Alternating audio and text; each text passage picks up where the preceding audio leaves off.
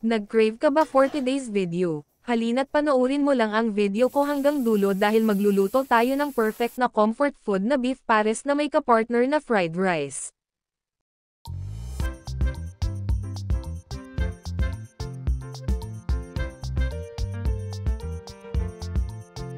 Mayroon pala akong 1 kilo dito ng kamto ng baka o beef flank.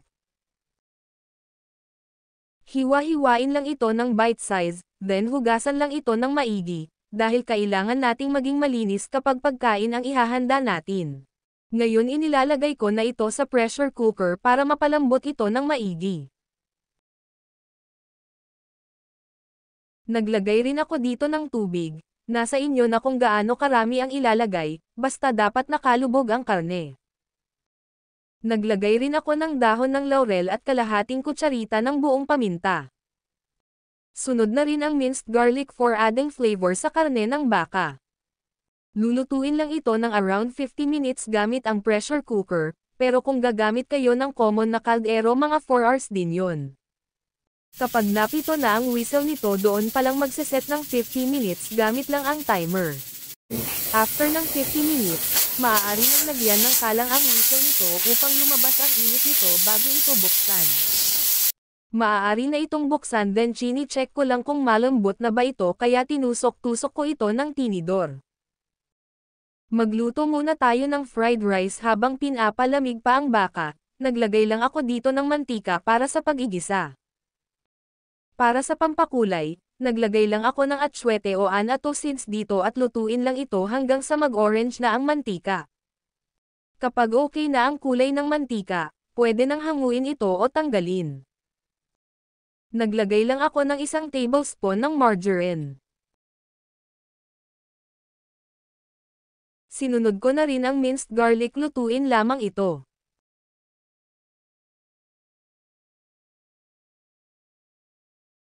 Pagkatapos, ilalagay ko na ang bagong saing na kanin dito.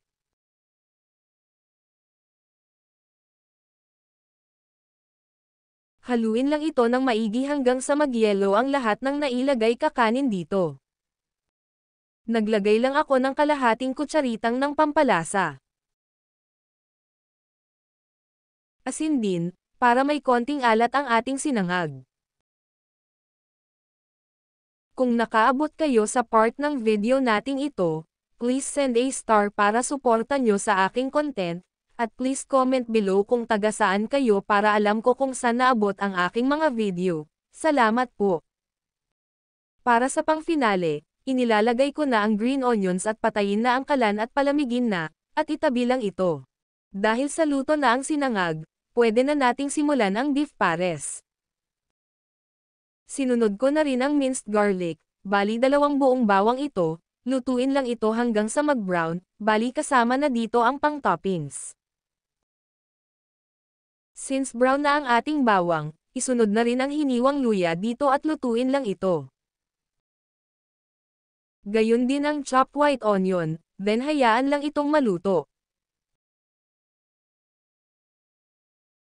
Isunod na rin ang pre-cooked na baka.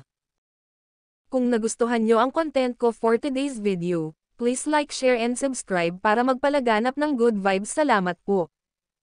Naglagay din ako dito ng 2 sachet ng oyster sauce, upang i-level up ang lasa nito. Please comment below if nagamit rin kayo ng oyster sauce sa mga lutuin.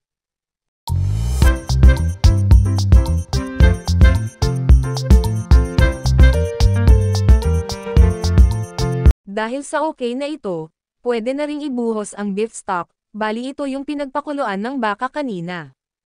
1 teaspoon ng paminta. 1 beef cube. Kalahating teaspoon ng pamintang buo. 1 piraso ng star anise, for adding flavor. Patis, it depends sa dami ng lulutuin niyo, pwede nyong rin tansyahin ito. Naglagay rin ako dito ng tubig. Pwede nyo rin dagdagan depende na rin sa dami ng lulutuin nyo.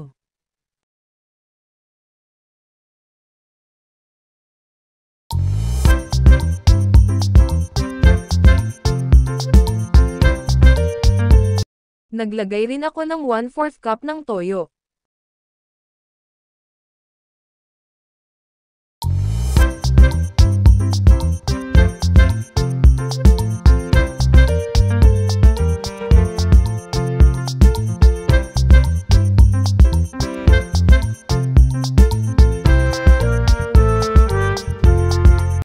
Isang tablespoon ng sugar for adding sweetness.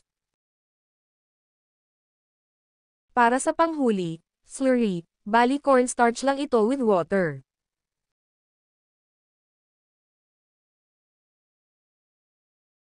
Halo-haluin lang ito hanggang sa kumulo at lumapot ito.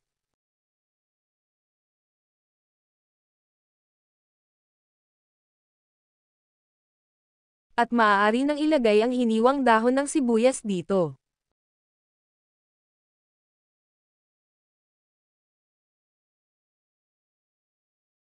At ito na ang beef pares with sinangag, perfect na comfort food ngayong tag-ulan na pwede ring gawing pangnegosyo, gamit lamang ang maliit na puhunan.